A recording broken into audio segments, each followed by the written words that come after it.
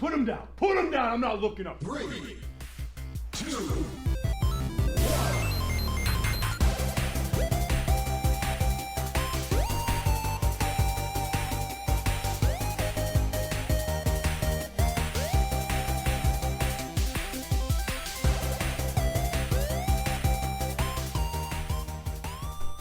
All right, we are back with the Agony of Positivity podcast. I am Ross, joined by... Oh! Yay!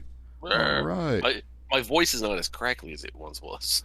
Yeah, no, it cracked out there a little bit, but... Yeah. So, here in the Ohio world, we've had a lot of snow and ice. You guys have any fun adventures from that? I'm not. I'm probably going to venture out today. But I did not go anywhere Thursday. Did not go anywhere Friday. So Thursday, because yeah. there's about like a 2 inches of this ice on top of snow outside. So it's insane.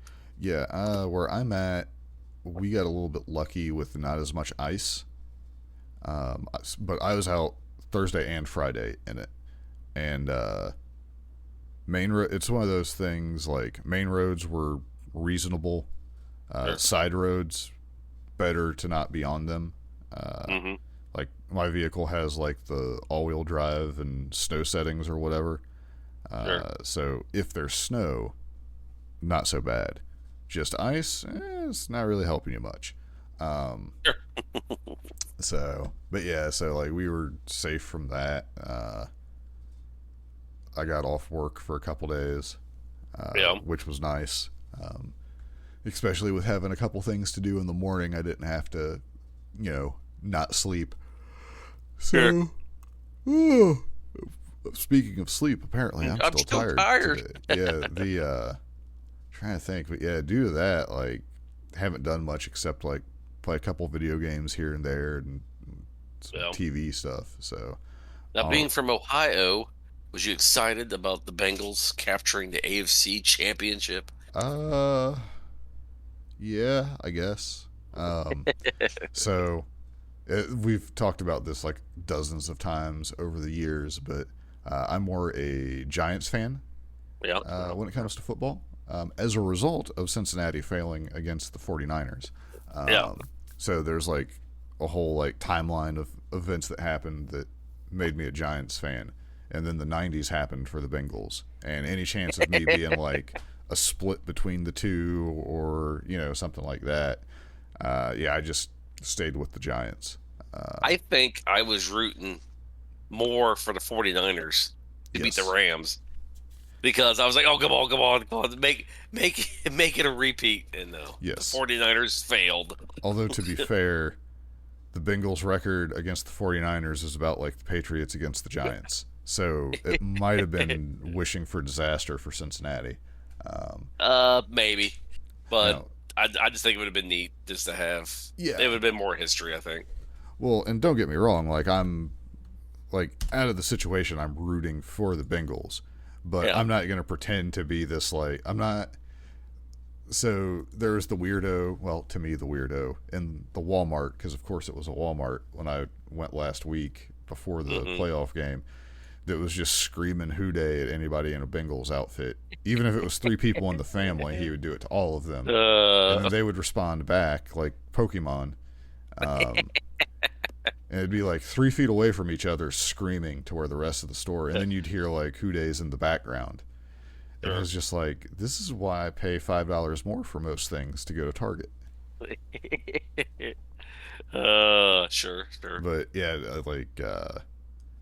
the people who are Bengals fans, I'm happy for them because some of them are crazy enough to put money that the Bengals would make it to the Super Bowl, and they won some money at the beginning of the year. There's a broadcaster here on the radio. He put $100 down on the Bengals back in August. Yeah. And then their odds of making the Super Bowl was insane because they didn't know if Joe Burrow was going to play. Yeah. So I mean, his odds of winning a lot of money is So, yeah.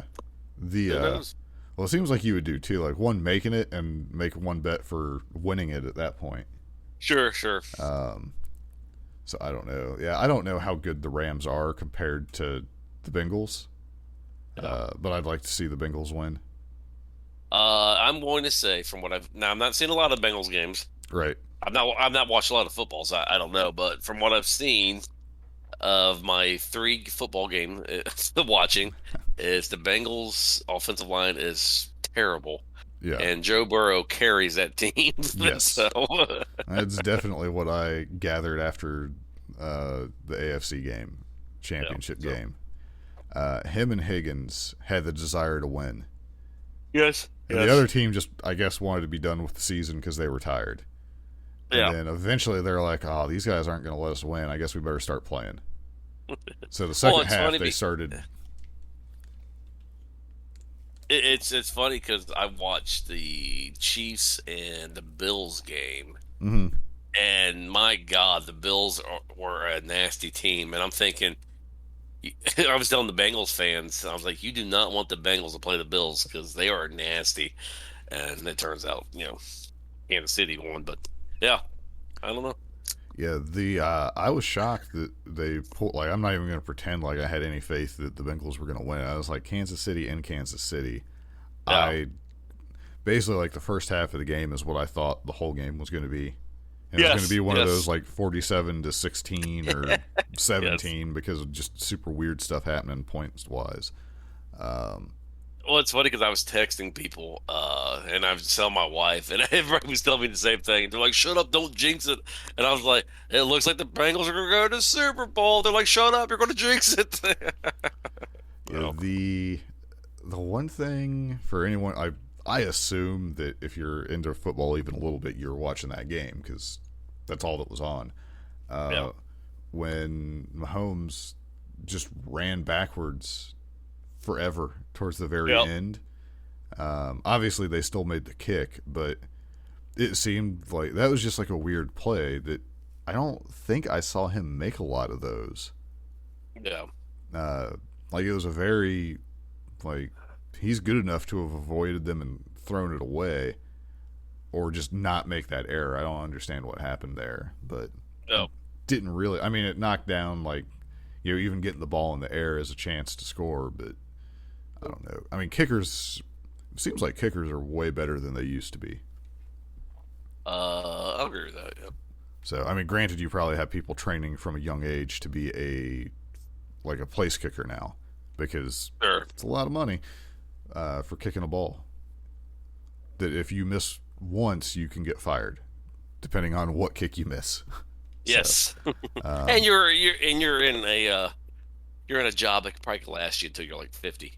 I mean, if you're Jeff Fiegels, you can do it until 114 or whatever and be a punter. So, sure. And then get replaced by some guy named Dodge who kicks the ball too far and just can't do it. And then your team suffers. And then Ross is sad. And then I wear my Fiegels jerseys to games. Who is the quarterback for the Giants now? It is the clone of Eli Manning. Okay. So, like, he has a lot of the same mannerisms. A piece of bread. Yeah, that's what you want in New York. Dude, I can't remember his name off the top of my head. I could tell you. Is he good?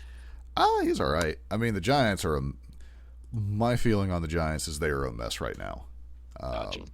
Now, I haven't been paying for, like, Sunday ticket or anything, so it's been about impossible for me to watch games, and I'm not into it enough to follow super closely. Gotcha. So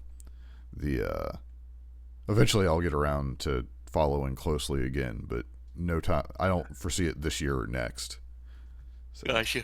All right. Do you want to move on? We're going to try to abbreviate the show some today. Fortunately, Dynamite makes that very easy because it only had like two things worthy of talking about, I think.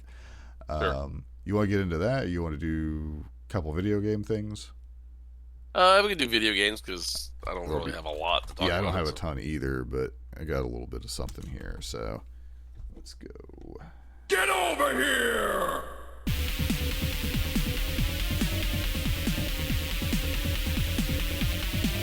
Time's Ears up. Let's do this. All right. So I played Death's Door, and you had played Worldbox. Worldbox, God Simulator, something like that. Yeah. So, and you had seen that off of the Spiffing Brit. Yep. So, yeah, like I watched a couple of his videos on it because he's one of the guys that show up in my recommended or whatever, or the magic YouTube algorithm. But it looks like if you're just trying to entertain yourself and let something play out, it'd be pretty fun. So what's your experience with it? It's fun. I think you got to be in a mood to play it, because it's not a very I don't know what's the word I'm looking for. It's not. Yeah, it's not very interactive. It's one of those games where you can just watch, and if you just don't want to do a lot of the video games, like how you and me are anymore, it's a really good game for that, where you can just watch it. I mean, because you just put up, basically you just make a little land, and little continents, and then you set up groups of people, and you just let them do their thing.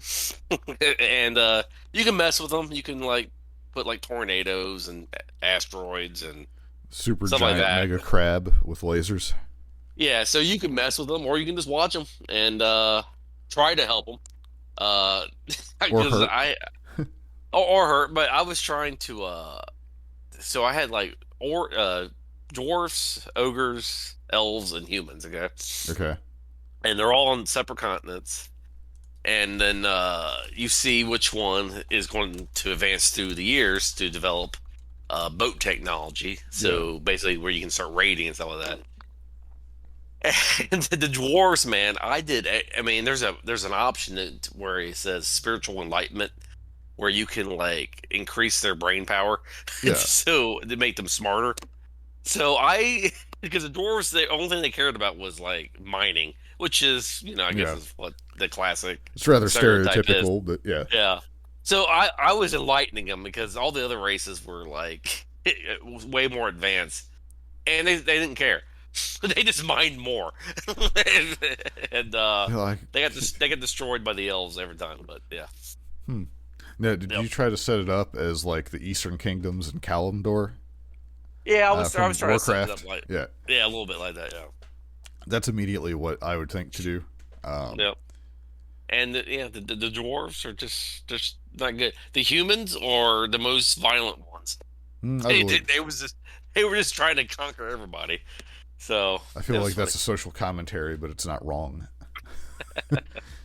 So yeah, I mean, it's fun. Yeah, that's all I can say about it. So you got to be in the right mindset to play a game like that. But yeah, now does it have where you can speed time up and all that stuff? Yeah, you can speed it up to 5 times. Okay. And so you're not you can make stuff happen a little bit quicker then. Yep. So that would be my disclaimer. It's fun. It's $20. Yeah. And if you don't really getting too much involved in video games, you're boring like Ross and myself, it's probably a good game for you. Now, it looks like you can also get it in the App Store for your phones. Yeah. Now, how your experience will be versus the computer version, I'm not sure. But I don't know I don't know, because the graphics aren't very great, so I can't imagine it looking that great on a phone. But I don't know. Yeah, I mean, it might be a very similar experience, but maybe I'll try to check it out on the phone and see how it stands up. So, but yeah, so you'd recommend it with the caveat that if you can get it, watch some videos of it to see what you're getting into. Sure. So, all right. Well, the game I played was Death's Door. So this is on Game Pass. I did not actually buy it, but it's from Devolver Digital, who make typically good games. So you're a little crow. I'm pretty sure you're a crow. Maybe a raven. I'm not good with birds. I think you're a crow. It But you looks got like a raven. Yes. yeah, like I don't know. It's one of those, but like I think it says on the description that it's a crow. But you're basically a reaper. So when stuff dies, you go and reap it or whatever. You got like a little lightsaber. I guess your home world is black and white, and then when you're to the world where you have to reap something, it's more colorful. But it's basically like that isometric view. You have a roll that's your dodge mechanic, and you got like a normal attack, a strike, like the harder version, and then arrows. But it plays. I'm not super far into it. I might have played like an hour or two. But it was enough that I played it, was like, oh, that's pretty good. Then I came back to it again, and then I was like, I really need to try this with a controller. Like, I think it'll be better with a controller. Okay. But it's super straightforward. There's the one thing I will say, if you listen to my recommendation of this and try playing it, there is an area super early in the game where it's like, well, I don't know where to go. It's like the old Zelda levels where you have to kill all the enemies in an area for a door to open up situation. I didn't see anything that pointed out I had to kill all the enemies. Maybe there's a tutorial tip or description somewhere that I missed, but that was the only thing that was like, well, that's not very intuitive.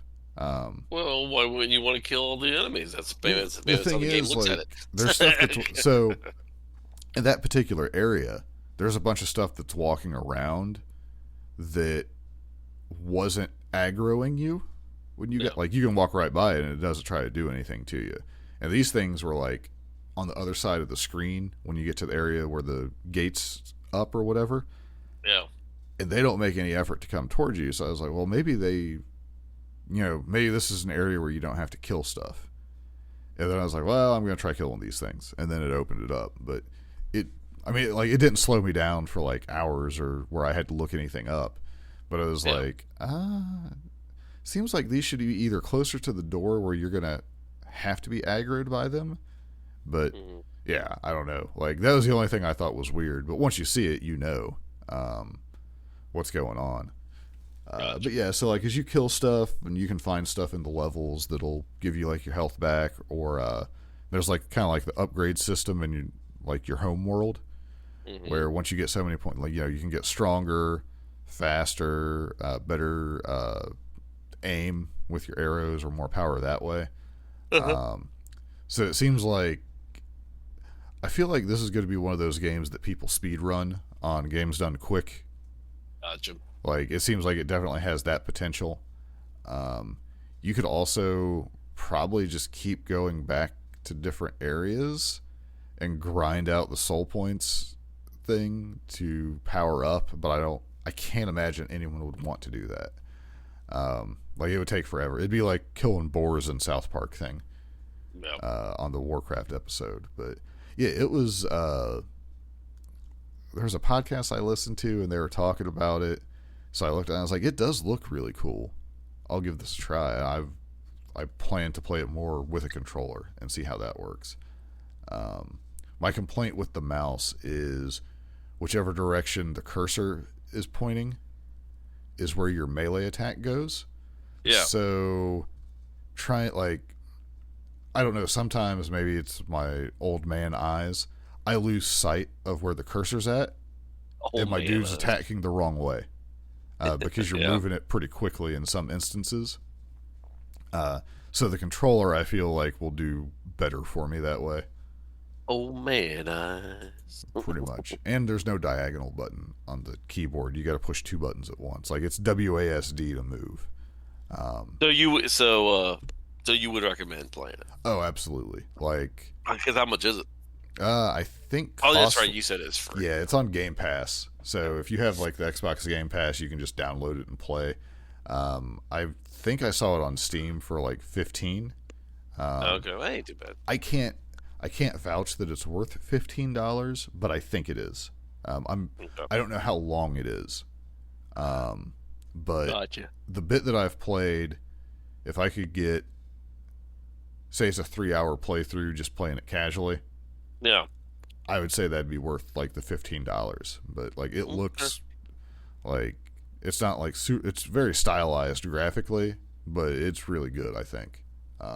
So, all right, that's basically it for games. I guess we could mention Blizzard has a Warcraft mobile game coming out. Won't do that. Are you excited? No, because I didn't even know about it. Okay. and now that you told me, I still don't care. Still don't care? Yeah, it came out during like I don't know if it was the earnings call or something, but they announced it very weirdly where it came out. And then like Talius and Evital, I don't know how the names are pronounced. I don't usually watch their stuff, but Tally was talking about it, I guess. And people were like, he doesn't know what he's talking about. But turns out they really are releasing something. So if it's a pet battler, I don't know if I'll care. Like there was a time where I might have cared, but was it a World of Warcraft? Yeah, associated game. Yeah. Oh, so yeah. So like pet they should battler, have like did a fishing. Yeah, there's like stuff they should have did years ago. Yeah, which you can tell that means it's over if Blizzard again, like with the survival game. It's over if they're finally getting around to working on it. So, all right, you want to move to some wrestling? Yeah, because I didn't really, did you watch any TV at all? No, I didn't watch anything. Yeah, the only thing I watched was Survivor, man. It's so great. I love Survivor. That was a good show. Here we go. Oh, I don't know what the hell's going on here, folks. Looks like he's just wearing blue pants. This is a revolution. All right. So I guess we should talk briefly about the Royal Rumble, because that happened. I suppose. So it's funny because the first match, Roman is in the ring. Yeah. Seth comes out with the Shield gear and the Shield intro, and then they have a pretty good match, I think, until the finish, where they do the DQ because Roman won't let go of the choke. Like, I don't know. So to me, that kind of ruined the match. So what do you think about? They call him the Joker. I can see similarities to it. What do you think about that character for Seth Rollins? Yeah, where he's basically just insane at this point. Yeah. I'm fine with it, like, because he was doing like the drip god thing with like the different suits and stuff. Which I found amusing, like when I would check it out, but it wasn't really doing it. But I guess I don't know if he's become insane or what. Yeah, because it's very cringy when I've watched it. Yeah. I kind of like the Messiah character that he had there for a little bit. Yeah. But yeah, he also had that cool the stained glass on the stage thing.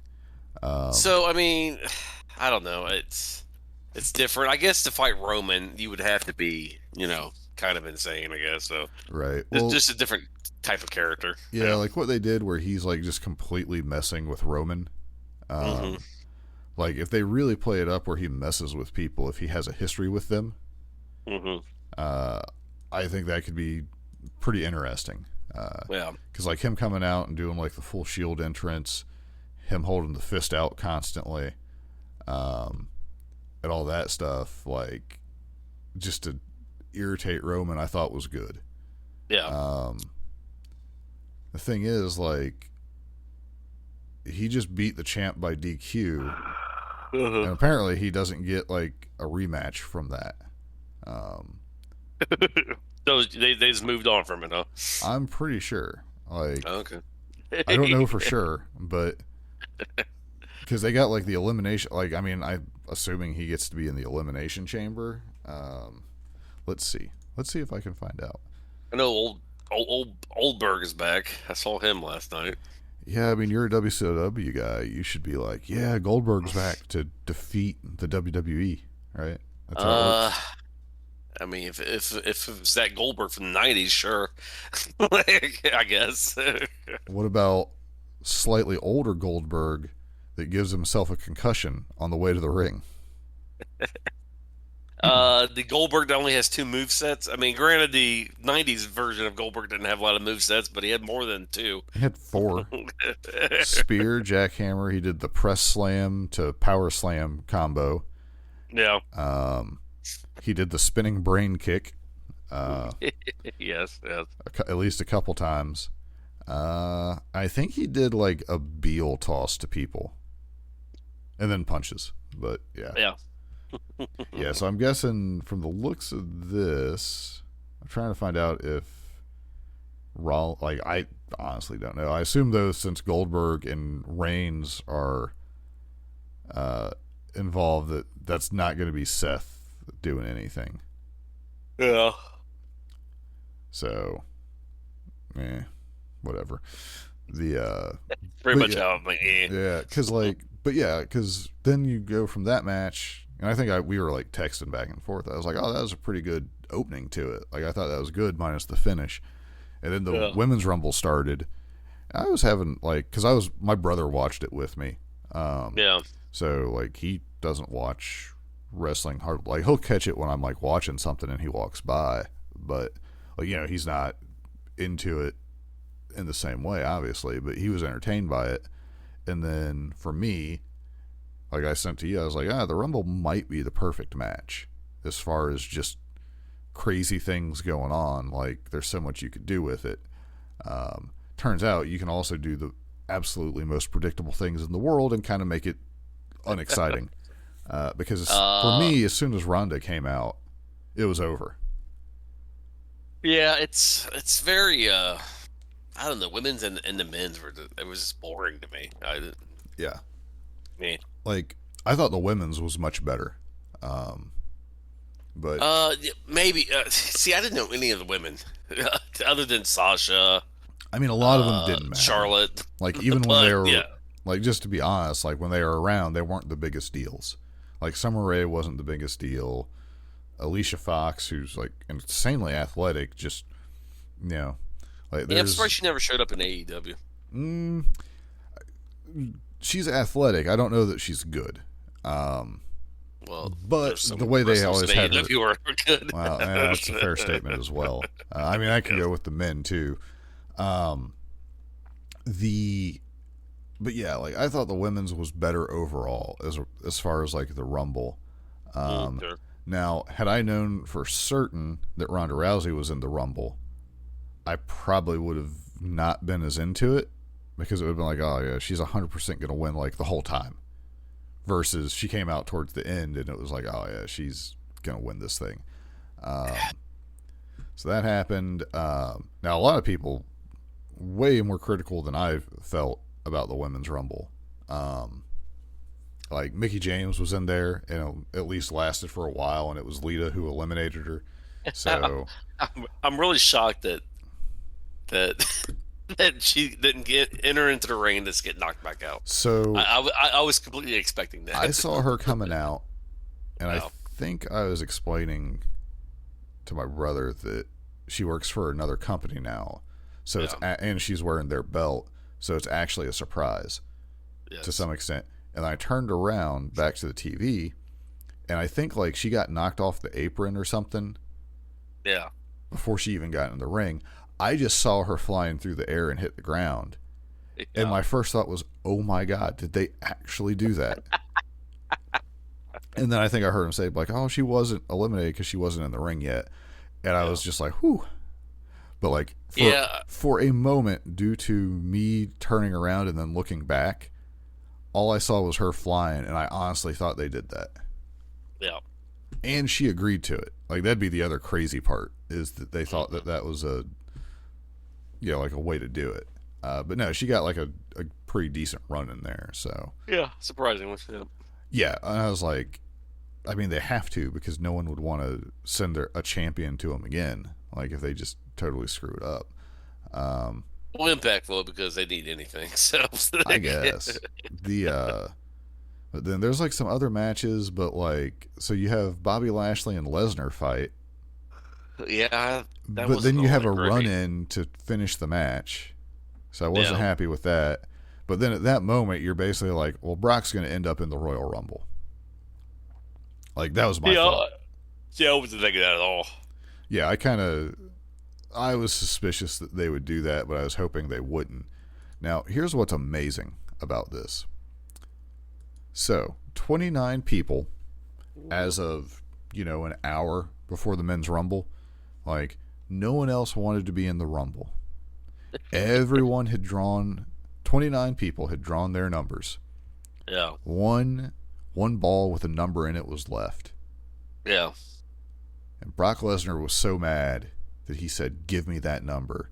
And it just happened to be number 30. Mm-hmm. So all the wrestlers, because you hear, like, they'd be talking about it backstage. Like, no one would be like, "Oh, I know who got number 30." Like, the person who had number 30 wouldn't have ever told anyone. Yeah. Like, and just no one, like Cesaro, like, all these people that exist, like, no one in NXT, no one else on the main roster wanted to be in the Royal Rumble at all. Well, it is very fortunate for Brock Lesnar. And that's my problem with WWE. It's like they don't even give the illusion anymore that it's real. It's just like you said, like, so no one else wanted that number, huh? Just Brock Lesnar. Yeah, like, think about this. If Brock Lesnar hadn't decided to be in the Royal Rumble, yeah, number 30 would have hit, and no one would have came out. Yes, they at least should have showed like him beating somebody up and taking the number. Or give him a squash match where he's found out who has number 30, and they're like, they try to negotiate with him and be like, "Hey, I'll give you this, but if you win, can I get a match for it?" And he just picks them up and F5s them on Raw or SmackDown the next night and pins them in it. You clean it up super easy, or something like that. Like you said, he beats somebody up and just takes it. But man, he is lucky. Nobody wanted it, and it was number 30. Like, that could have been number 1 sitting in that tub.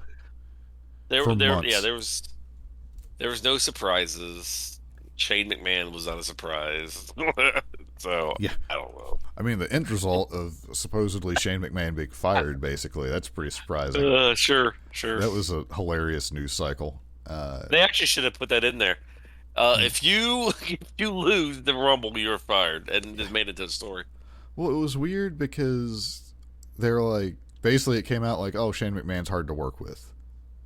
Yeah. And I'd never heard that ever before. I think a lot of people have pointed out that they've heard more that Shane was liked by the wrestlers. Yeah. Now, maybe he just lost his mind. But I don't know if we'll ever hear from Shane McMahon as to what actually happened there. But yeah, like you said, I frequent the dirt sheets a lot about wrestling, and I've not heard anything negative about Shane McMahon ever. Yeah, this entire other than year his that punches I've are read. just trashed here. But Sure. But yeah, and then all of a sudden you hear, "Oh, he was difficult to work with." Really? That didn't come out at all. So I don't. Yeah, like I had never heard that. So I don't know. Maybe as he got older, he went crazy. I don't know. But see, it's McMahon's rumor mill that they spread the rumors that he was difficult to work with. Yeah, like I wonder if that's going to be like the new thing, is if it's something like they're finally going to release Ali, but be like, "Well, he was really hard to work with." Yeah. Be like, he wouldn't take any ideas that we gave for him, even though they were like racially motivated, and he said in the past that he didn't want to do it. Like, oh, see, I don't know anything about his characters. I don't know. Yeah, well, so I don't know what kind of characters they've given him. Well, I'm assuming if he's a minority, I'm assuming it's disrespectful and stupid. No, in WWE, so. Yeah. So he has been on record as saying like he doesn't want to do like the "I'm a foreigner" type thing that is a bad. Like, he's fine with being a bad guy. Like, the whole Retribution thing, he was a bad guy, but it wasn't like, he's not pulling like the Iron Sheik thing where he's like the evil foreign bad guy. Okay, yeah. But there was reports and no idea on truthfulness or anything like that. But supposedly, like, he was pitching ideas, and then he was pitched something that he would never do, which you have to assume that that's probably what it is that they wanted him to do. And I would assume there'd be more to it, like a back and forth, or he was just like, maybe that's come up before and he's, sidestepped it and just like, nah, I don't want to do that. Let's try this, or, something. But so something to that effect is what led to him finally, like, publicly asking for the release, which that's like, he's good. Like, I've gotten into him a couple times, but then, like, he got injured, or like Retribution I couldn't even begin to care about. So like, I mean, his gear looked cool for that though. So we'll see, but it'll be interesting because now, like, you had like the quarterly report or whatever for their earnings, where they've made more than they ever had again. So it doesn't matter what they do, they are just making bank. But it'll be funny if they release people again for budget cuts, but they don't release Ali. When it's like, well, this guy doesn't even want to be here, and you're going to keep paying him, but you're saying for budget reasons you got to get rid of these guys. Yeah. Like, so maybe he just has to endure until the next round of firings. If you wanted to get fired, there's ways you can get fired. That's all I'm saying. It might be get fired, but not invalidate like parts of your contract. Because I would be like buying tickets to AEW events, right? And make sure they were up front. I mean, again, that's, whatever. Because like, I just read someone was kind of talking about it, and it's like, it's one thing because they're like, well, Tony Storm just quit basically, and it's like, Tony Storm doesn't have much tied up in merch or anything else, whereas like, say, John Moxley, he clearly wanted out, but he was doing whatever it took to finish that contract, because for him, because he didn't, his contract ended and is on correct terms. I think he said, like, if they release like a Shield DVD in Zimbabwe or something, he still gets his cut. Sure. So like, any royalties that he would get from stuff, he's still entitled to. Where if you get fired, like, for you violating the contract, you probably forfeit a lot of stuff. So, I mean, he probably still has like action figures and stuff like that he's on, that he might, like, that might be a concern to him, to try to just get released without outright breaking his contract. Sure. But I have no idea how that stuff works, but that would be my thought. That's probably a pretty good guess, yeah. Because, I mean, that is a lot of, like, potential money. So, all right. Maybe don't be greedy and sign 5-year contracts. Dude, I just don't understand. Like, the guy doesn't want to be there, and you keep cutting people for budget cuts. Let him go. Yeah, that's one thing I don't. If your employee doesn't want to be there, I don't know why. Unless there's something that we don't know. He did something that really just rubbed it the wrong way. I mean, you'd have to think it's like they know that he might actually be something somewhere, so they don't want to do that. Or he'd be on a hype train of like, oh, WWE's not doing him right. Oh, let's watch him somewhere else. Like, I don't know. Like, it's just weird. See, I think they're actually making him a bigger star than what he actually is. By doing that.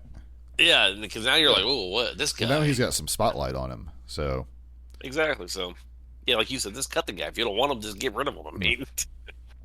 All right, so for Dynamite, there's really only two things I'm interested in talking about from this one. So Moxley beats up Wheeler Yuta. Wheeler Yuta gets a little bit better, probably because of Danhausen's curse to Moxley. So that weakened him a little bit, where Yuta could get some offense in, but he still drops him on his head. But after the match, Bryan Danielson is in the ring. Now, we've been seeing Danielson stare at Moxley multiple times now. And we assume, like, or at least I assumed, and I know a lot of people did, that, oh, this is going to lead to a match between the two. Yep, I did too. Yep. Right. But I was not, like, I mean, this makes sense and is super simple, but I was very surprised by Danielson's promo because he was like, oh, yeah, we should fight, but maybe we should fight together.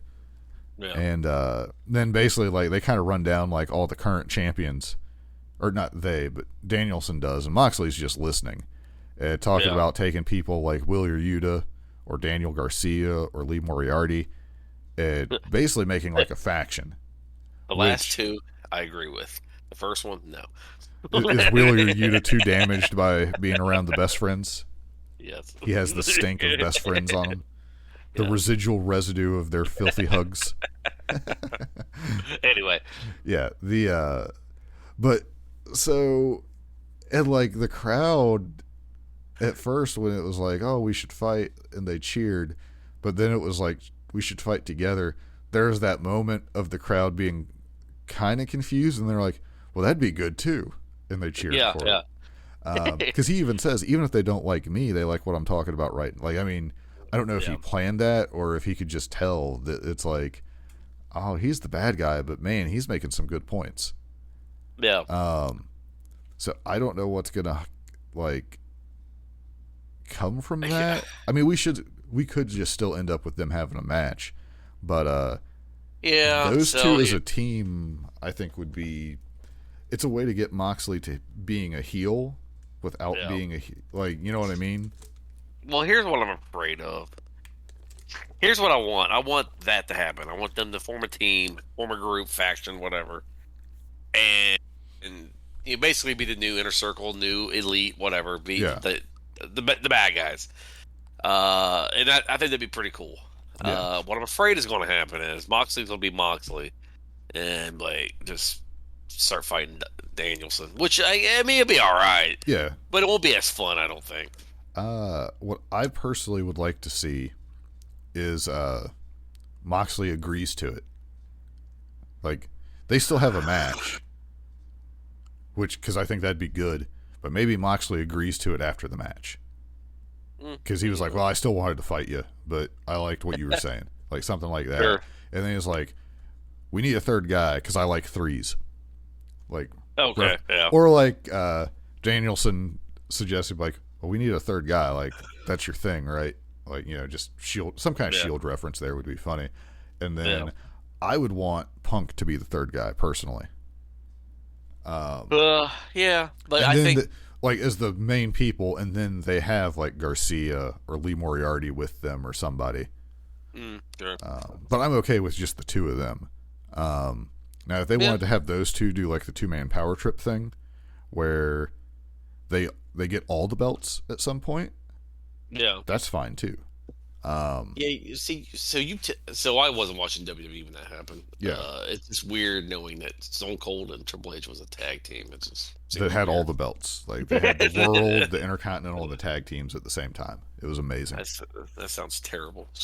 It was pretty good.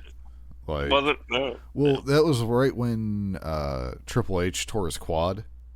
So what could have happened with that run? It's one of those that it was like, oh, this is actually pretty good. You know what that happened with DX? Because Shawn had the championship, and then didn't Triple H have the European and the IC the title or something like that? And then he hurt himself, so they couldn't. I can't remember to that one. I know he had the European because Shawn had it, and then Shawn just laid down for him or something. Gotcha. Okay. And they did that, and then I Triple can't H just remember. ruined stuff. Yeah, with his injuries. Him and his quads. But I think one of the things that like the 2-man power trip is so fond is it ended before it could be completely ruined. Gotcha. Like, that's my memory of it. So, and I also in the Raw Deal card game, I had like a pretty sweet 2-man power trip deck. So I'm partial. Yeah, so I don't know. I think Danielson and Moxley as a faction would be pretty neat. So yeah, them with Garcia, especially. Well, I do like Garcia's contrast to 2.0. Yeah. I mean, that guy, he's pretty good. I mean, he got to win I think the PWG thing, the Battle of Los Angeles or whatever. Oh. But yeah, he seems pretty good. But yeah, so I'm curious. I want it to happen. I'm fine with them having a match. In September when it happens. Yes. They'll take their time. I feel like this one will be all wrapped up by the end of the pay-per-view. It's coming. So things we are going to skip. Good Lord, Brandy Rhodes and Dan Lambert in the ring again. I don't even care. Well, and I don't understand their strategy there. Because if you're wanting Brandy to be cheered, it's not going to happen. They're going to cheer Paige Van Zandt. So I mean, yeah, unless that's the intent. This segment was so bad to me that it's almost like if you were to create the worst segment you could for BTE, this is it. Like as a joke. Yeah, I don't get it. So, well, and then having him with Lance Archer. I'm like, you have Jake there. You don't need Lambert. You get rid of Lambert. What's going on there? Who knows? But yeah. Let's see. We're gonna kind of skip over Knights of the Black Throne and Death Triangle. I mean, that was a good match. But poor Penta got misted. Yeah. Adam Cole has like a pretty good promo. I mean, the Rampage makes it make more sense. Yeah. Nyla Rose and Ruby Soho. People apparently can't tell when someone holds on to the rope to avoid being pulled off. I don't know if you saw that. That's the only thing I like, where she was going for her finisher kick off the ropes, and Nyla held onto the rope, and people were like, "Oh, look at that botch!" Like, I mean, I saw Nyla like wrap her arm on the rope. I don't know what you're expecting there. Adam Page gets beat up. No. Main event time. This I felt like was good. CM Punk and MJF finally have their match. It's in Chicago. Did you like this? It's very old. It was very old schoolish. Yes. Yeah, there wasn't much. Well, the things that were crazy were pretty crazy. But yeah, it was basically just like old school wrestling. Which, I mean, Punk and MJF, I don't really consider them as flippy-do guys, but right. Yeah. I really like this. So back and forth, like Punk just beat the crap out of MJF for a while, which is what people wanted to see. I mean, that's how it should have been for a while. MJF is finally like getting, kind of like the upper hand or whatever. My only criticism of the whole thing would, I think they should have made Wardlow switch or turn on, and they're still teasing it. And I'm like, just end this. Please. He's still under contract to MJF. He can't. He's gonna, much like Moxley, he's gonna honor that contract so he gets whatever merchandising rights at the end of it. The whole contract. Apparently, everyone in AEW has loads of money to where they can put hits out on people, and like it's just weird. I mean, MJF comes from a very well-to-do family, so yeah. So apparently, the Britt Baker does too. But yeah, well, I mean, she has a dentist's office and a performer contract. I mean, she's probably doing all right. And then Andrade is walking around just doing whatever Andrade does. But anyway, go ahead. Buying shares of Matt Hardy's office. But yeah, so we get like, I mean, it's a good match, and then MJF pulls out, like, I don't know if it was the wrist tape or if he actually had something different, but he does like that, the choke with that around it, like Punk's trying to tell the ref something, but ref can't really see anything because, Max has it covered really well, and they get like, so when they started to lift the arm for the third time, I was like, oh, he's gonna come back, and it went down, and I was like, what? And they even had, like, the music didn't play immediately. Like, it took a few seconds for the music to play. Like, It was unexpected. And I like that. And I was like, I can't believe that they did that. And then I was like, well, Punk has definitely been trying to do a little bit of different stuff, it felt like. So I was like, well, I mean, he clearly got cheated, so that sets up the rematch. That's fine. And then they had the little spot where, like, MJF had put it under his arm and it falls off and Bryce sees it. And it's like, oh, that's what Punk was trying to tell me. Yeah. So they decided to restart the match. So for myself, at this point, I'm like, oh, Punk's going to win the match. Like, did you think that? Yeah. Like, kind of like the Jericho thing where it's like, oh, he can say he won, but then he didn't really, kind of thing. Yeah. What I did not expect, I think they wrestled like another 30 minutes after the restart. Yeah. Like, I thought it'd be like maybe 5 minutes after the restart and something would happen. But we got to see the Pepsi plunge, which I understand why you would never ever do that move if you could help it. Like, my knee hurt after seeing it.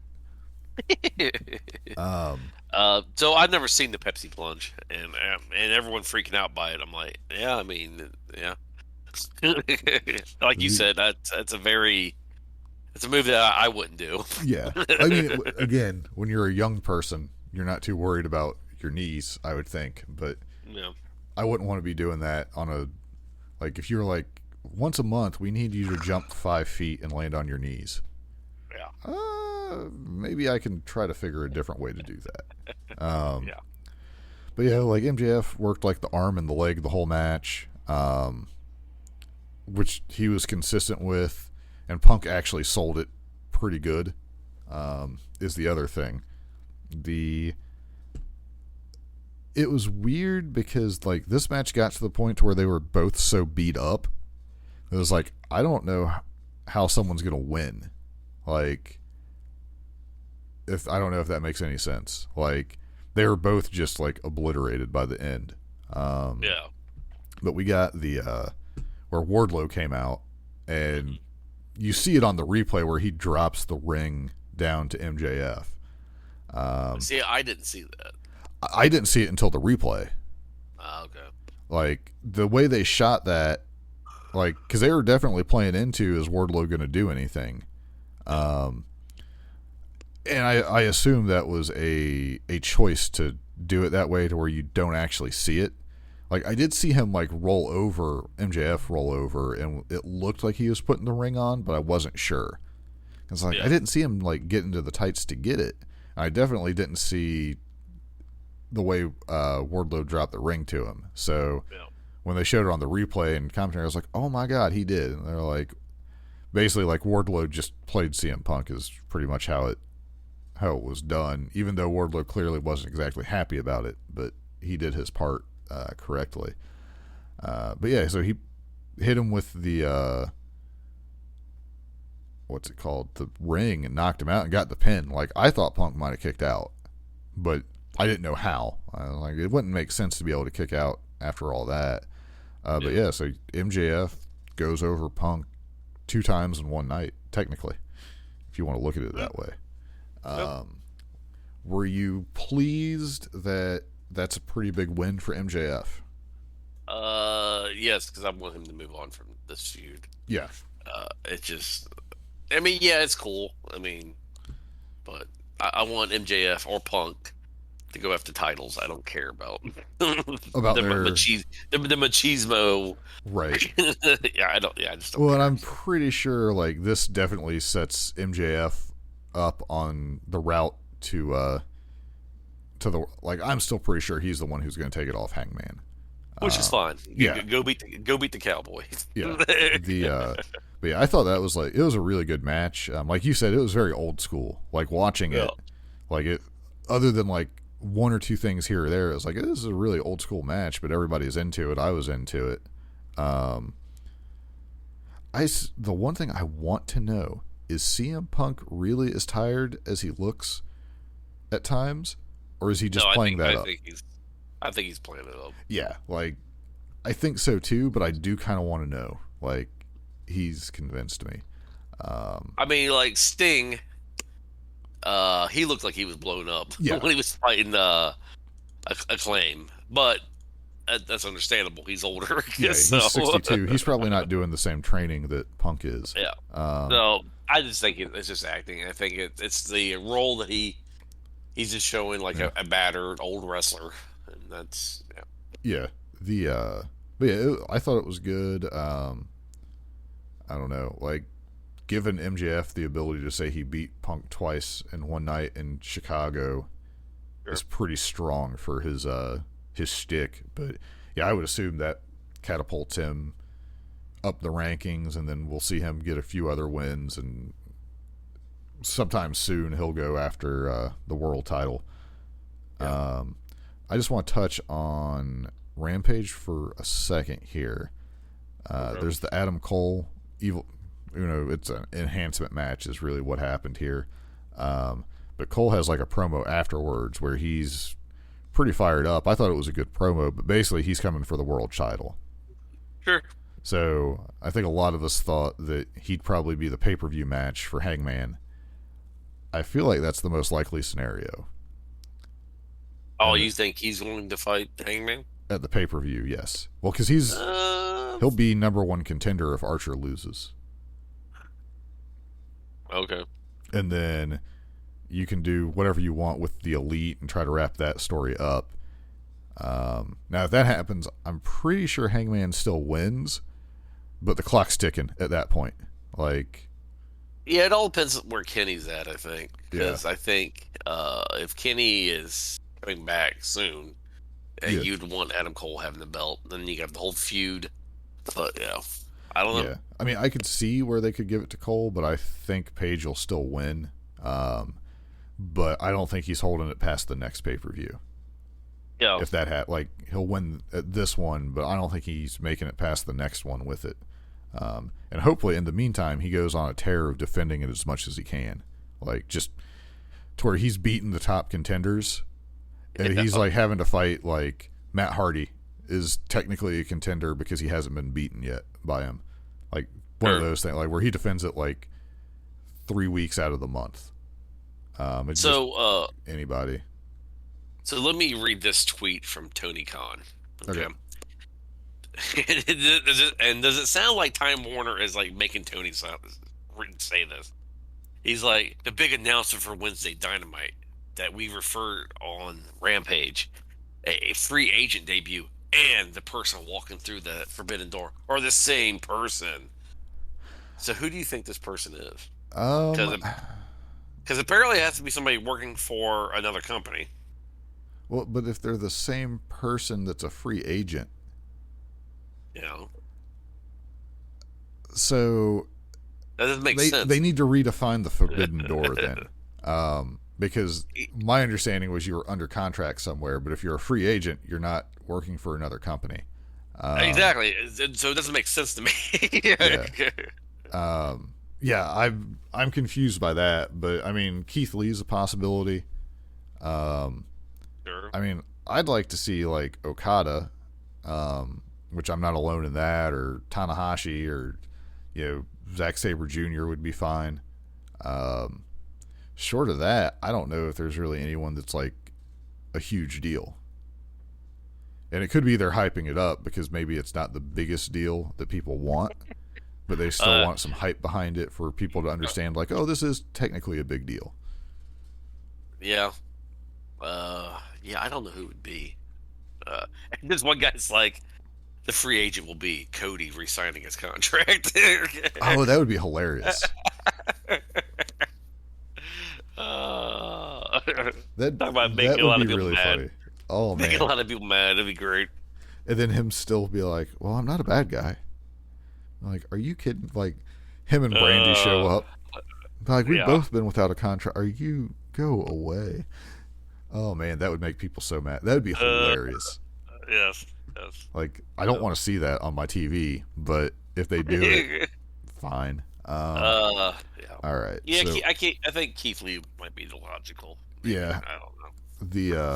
I don't know. Who knows? Yeah, in general, Rampage was good. I thought if you only look at the Danielson promo and the Punk match and compare it to Rampage, I think that's better than Rampage.